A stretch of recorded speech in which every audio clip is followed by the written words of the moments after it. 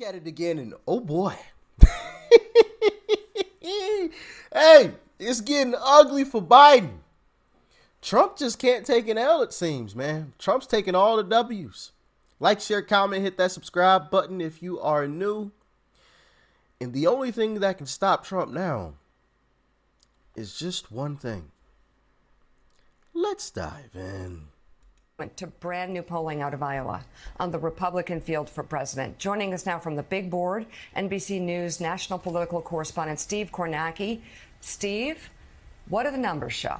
Yeah, we're basically almost exactly 35 days, almost exactly a month until the Iowa caucuses. This, what we're going to show you, our brand new NBC News Des Moines Register poll. The Des Moines Register poll is taken by Ann Selzer. She is known as one of the best in the business and certainly the authority when it comes to polling on Iowa. So let me show you these numbers. Republican side for the Iowa caucuses.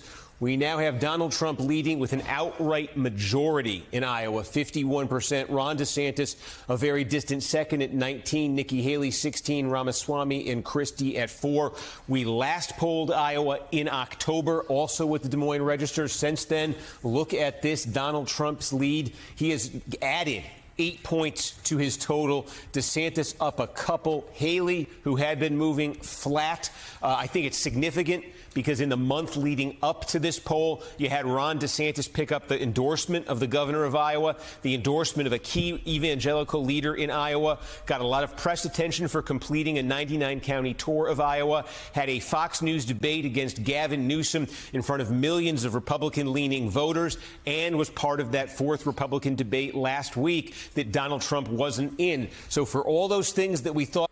He did all that. I'm sorry, y'all. Excuse me. He did all that just to gain 3 points, while Trump gained 8.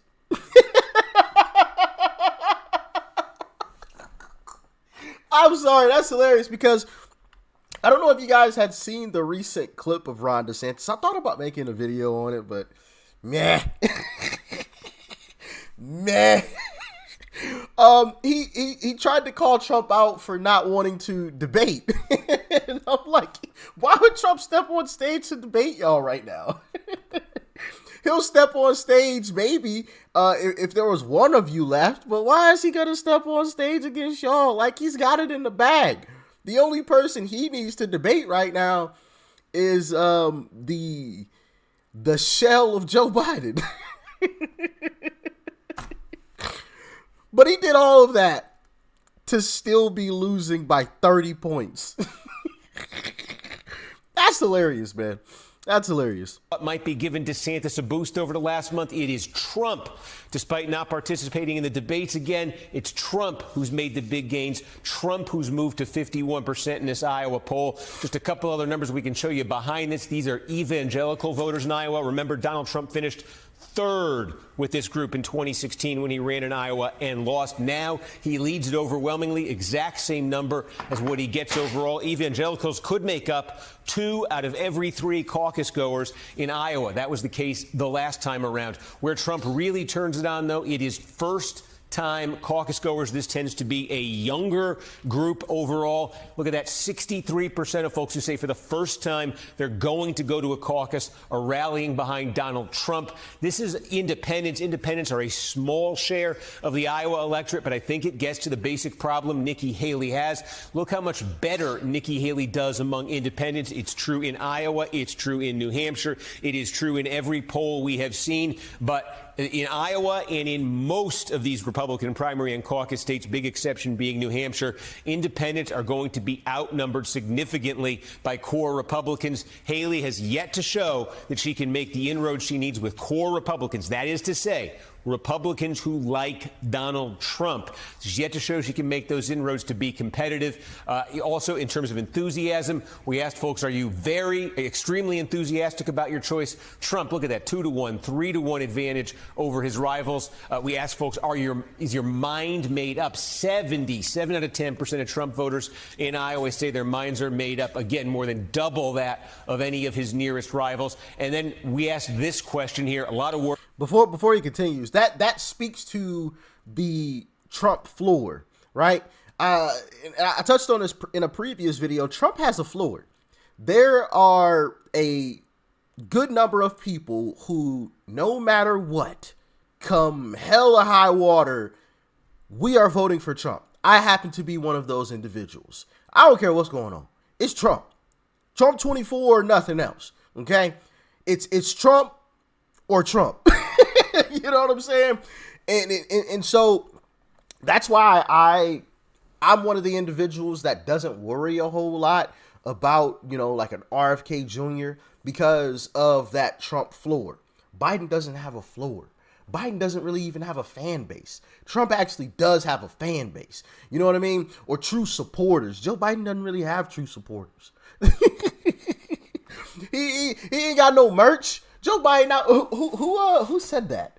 Somebody there was a comedian that said that. Joe Biden ain't got no merch. Joe Biden out here selling out merch. And it's true, though. It's true. This is about electability and Republicans' perception of it here. We've talked so much in 2023 about Donald Trump's trials. We will continue to talk about it in 2024. But we asked folks, can Donald Trump win the election regardless of his legal challenges? Now, nearly 3 out of 4 Republicans in Iowa say yes. Last month, that number wasn't even 2 out of 3. Big jump there for Trump. We also said, hey, are Trump's legal challenges too much? They make it nearly impossible for him to win. 24% saying that. Again, that number was over 30 last month. So all sorts of signs in this poll, Mika, showing that Donald Trump over the last 6 weeks in Iowa has actually improved his position. And the last time we were this close to the caucuses, again, just about a month away, that a Republican candidate had a lead anywhere near this size, you got to go all the way back to George W. Bush. The year was 2000. Bush won the caucuses. Bush won the nomination. NBC's Steve Kornacki, thank you very much for bringing those numbers just as they break this morning. We appreciate it. Elise Jordan. Absolutely. And I want to go back and touch on one of these numbers here. And it is, where was it? Where was it? No, not the Independents. It was the one right before that. Among first-time caucus goers, he's leading. Also, among evangelicals, he's leading. Y'all remember they said Trump is unelectable? He doesn't move the needle for a broad audience. Y'all remember they tried to tell us that they tried to feed us that? Silly rabbits. Tricks are for kids. 5 a.m. here in Washington, where we have new CNN poll numbers this morning in 2 critical battleground states. The news is not great for President Biden and his campaign. The numbers show Donald Trump leading in both Georgia and Michigan. In Georgia, a state Biden carried by a very narrow margin in 2020, registered voters say they prefer Trump over Biden by 5%.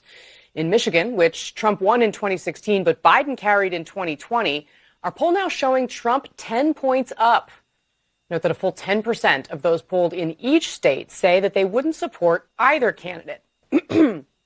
Trump's margin over Biden is significantly boosted in both states by people who say they did not vote in 2020. These less engaged voters favored Trump by 26 points in Georgia and 40 points in Michigan. People that did not participate in 2020 are now saying, nah, I've seen enough. I've had enough. I'm tired of being broke. I'm tired of making decisions at the gas pump. All right? I'm tired of thinking, man, I really want a good burger, but I got to put gas in the tank this week. And I love to see it. I love to see they have woken up the sleepers. I love to see they have woken up the people who are sleepwalking. See, this is the mistake that I think the Democrats made, and they'll try it again. Trust and believe me, they will try it again eventually. It might take them, 20 years or so to try to repeat this process because they're not going to be able to, once Trump gets back office in 2025, because obviously he's not going to take office in 24, it's going to be 2025 technically, right? He'll win in 24, but actually in office in 25. Once he takes office in 25, a lot of this is going to be completely wiped out. Trump's going to be a bull in a china shop. He knows where the dead bodies are hidden. He knows a lot of, and there was some stories that, you know, I never covered them, but he's got all the information he needs. Let's put it that way. I can't confirm the stories, so I don't want to touch on them too much, but he knows everything. So once he gets back in office, it's a bull in the china shop. Everything's getting torn apart, torn down, and the things that need to be rebuilt, he'll rebuild them, and the things that just can be scrapped, they're gone for good. So Democrats won't be able to try to repeat this anytime soon. It's going to be a while. It'll probably start back up 20 years from now, okay? That's just my estimation. If these videos still exist, we can come back and, and say I was right. But they will start it up again in about 20 years, in my humble opinion. I'm giving myself a window. 20 to 30 years, they'll try to repeat this process. They'll start it. Get it back up and going again, because some Democrat will win, 20 years from now or whatever, and will, put something on the books, sign some piece of legislation that doesn't really affect that year, but will kick in 4 years from then, like some Trojan horse kind of thing. In my opinion, I think that's the way it's going to go. But what do y'all think? I think this stuff is really entertaining, though. I can watch clips like this all day, every day. And as I always say with these videos, there's more. Kristen, this doesn't seem to be hurting Republicans, at least when in a vacuum, when you look at these polls. Brand new CNN poll showing major warning signs for Biden in two key battleground states. In Michigan, Donald Trump leads President Biden by 5 points, 49 to 44. Trump's lead is double in Georgia, 50% to Biden's 40%. And these new numbers come just as Trump is not only skipped another Republican debate, but also skipped his planned testimony in his New York fraud case today. Clearly, there is also this strategy, as we've discussed before, that his team, whether or not Donald Trump is aware of this, seems to think that the less the public sees of him, the better. Well, if you look at those poll numbers, maybe they're onto something. Yeah. When you talk about the strategy for skipping the testimony versus the campaign, the testimony was different. He wanted to go up there. He wanted to defend his property, his businesses. He had essentially convinced his lawyers that that was something he was going to do. And when he was cross-examined by the prosecution, he felt like he didn't get to really say his piece. Now, he was convinced in these conversations with lawyers and allies that it was actually a greater risk than reward for him to take the stand again, and decided ultimately not to testify. And this really isn't the... No, they had a witness that came up and basically proved that this whole thing is BS. So he ain't got to go back up there again. And the funny part about the media trying to push this narrative that, oh, Trump bad, Trump's this big criminal, Trump's this fraud, nobody's buying it. Since all of these indictments started, we can go back and look. I've made videos on it, okay? He's only become more popular. His poll numbers have only gone up since he had been indicted. Now, for those of you that have been blessed with the opportunity to be on this earth longer than I have, when's the last time you saw something like that? When's the last time you saw a major political figure get indicted and become more popular? When have you ever seen it? Let me know in the comment section. Let me know. I don't recall ever seeing anything like it. But, Biden's in big trouble, man. Our new CBS News poll says the most important challenge facing the country is inflation, with 7 in 10 Americans disapproving of President Biden's handling of it. Next, immigration at the border. And that issue is keeping a foreign aid package with badly needed support for Ukraine and aid to Israel tied up in Congress. The state of democracy is the third biggest problem in the eyes of Americans. And rounding out the top 4, gun violence. Another problem for which there seems to be little solution or political appetite for legislation that might help fix it. Our news. I'll tell you what the fix is. Stop making schools soft targets. Simple. Stop making places soft targets. There was crap. What was the instance where the trans individual, I forgot the name of the place, but the whole school and the kids and everything, and they ran in. The person was wearing like the Vans or whatever, and there was like this whole conspiracy that the shoes changed or whatever. That, you know, where the manifesto never got released. That situation. If you guys remember, because I talked about it in the video, when the sheriff first came out, he said something important.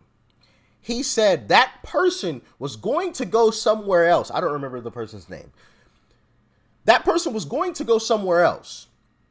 But you know what happened? They saw armed security, if I remember the story correctly. They saw security or something like that. It wasn't a soft target. So they went to an actual soft target where they knew, oh, no resistance. A door? Well, I'll just shoot through the glass right beside it and I can just walk straight in. You know, if I remember that situation correct, I believe that's the case. Forgive me if I'm wrong on that one. It has been a while since we talked about it. But if I remember correctly, which I could be wrong, there was another possible location that they were going to go to, but it wasn't a soft target. So they went to the school, which unfortunately schools are soft targets. So you stop making, in my humble opinion, if I remember that story correctly, you stop making schools soft targets. There's plenty of veterans who would love to help protect the kids. Who would love it? Who would love it? And you can't say that we don't have the money to fund it. That's not an excuse anymore. Absolutely not an excuse. Oh, well, we don't have the money to build a wall. We don't have billions of dollars to build Donald Trump's border wall. We don't have that. Yeah, you do. Yeah, you do. You've proven it. You have more than enough. More than enough. Okay?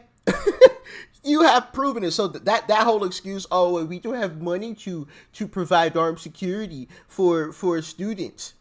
It's not an excuse. So what they will do is, well, we don't want to turn schools into prisons. Well, they kind of are prisons already. I mean, you force the kids to go there. You lock them in. They can't leave. You know, if they do leave, they get in trouble.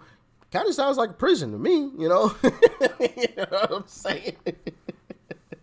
But all seriousness, hey, I think the only thing that can stop Republicans right now, and I think Trump, well, I know Trump knows it at this point, is the abortion issue.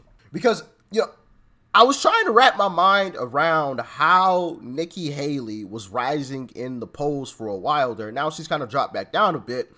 But I'm like, how is she rising in the polls? Like, I don't get it. What is happening? How is she ranking above Vivek? I rock with Vivek over all of the rest of the field except for Donald Trump, obviously. It's Donald Trump or nothing else. But if I had to pick somebody else, it's going to be Vivek. How is she polling over Vivek? I don't get it. And then it clicked. What's something that her and Donald Trump have at least a little bit in common? It's the abortion issue. It's the abortion issue. What else does she have? What else does she have over Vivek?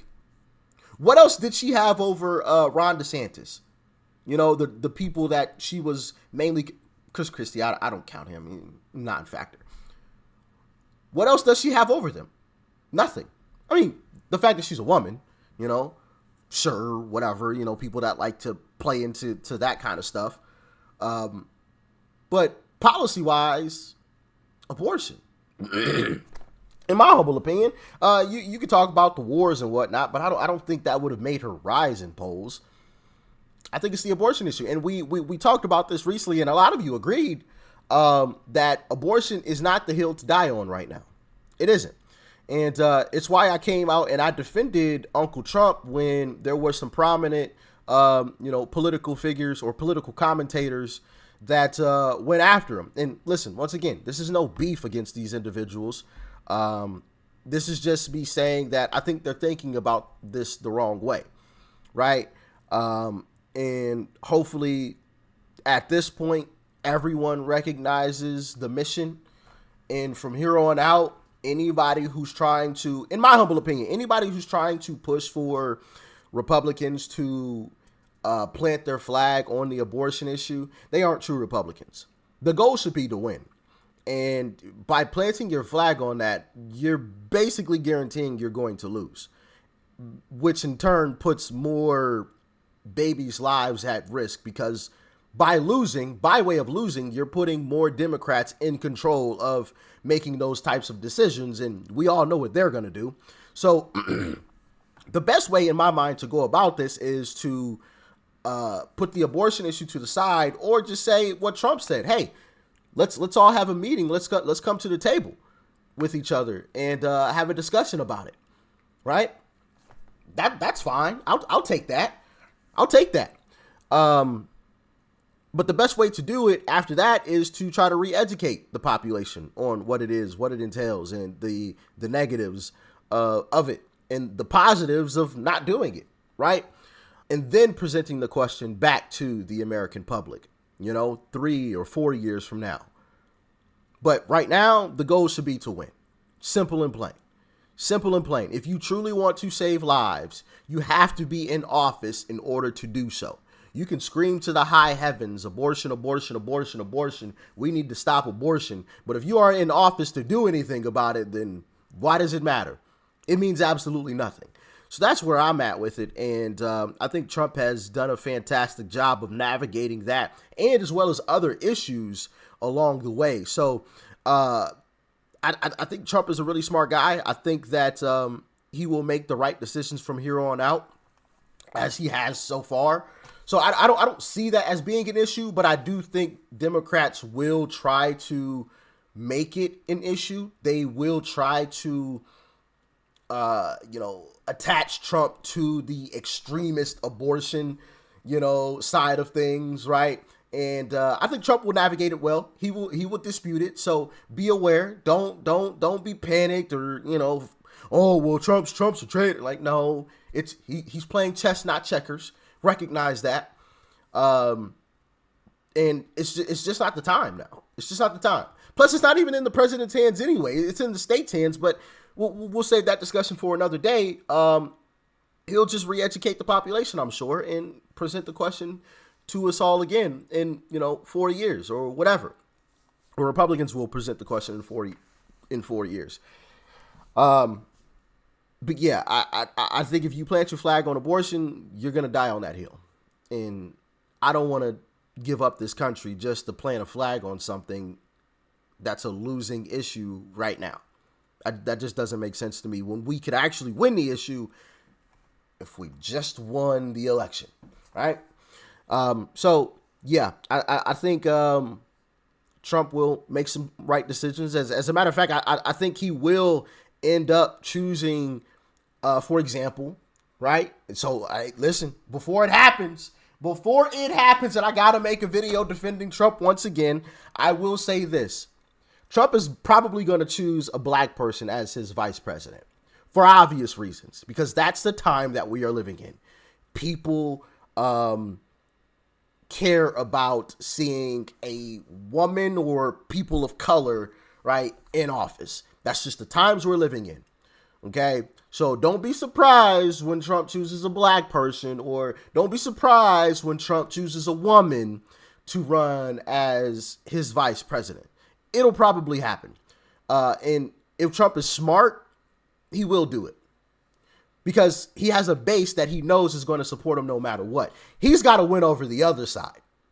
He's got to win over the other side and the people in the middle, right?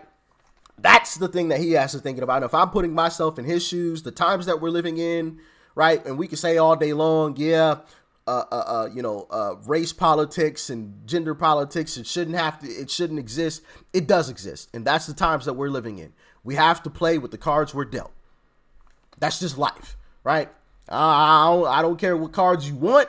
You gotta play with the cards that you're dealt. And the cards that we're dealt is race politics. Race and gender politics, okay? So play the game. Play the game. And win the game. So once you win the game, you can make sure the game never has to be played again.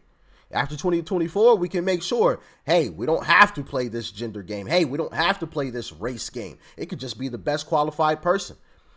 Unfortunately, that's not the times that we're living. And I'm sure the person that he picks will be qualified, like a Byron Donalds.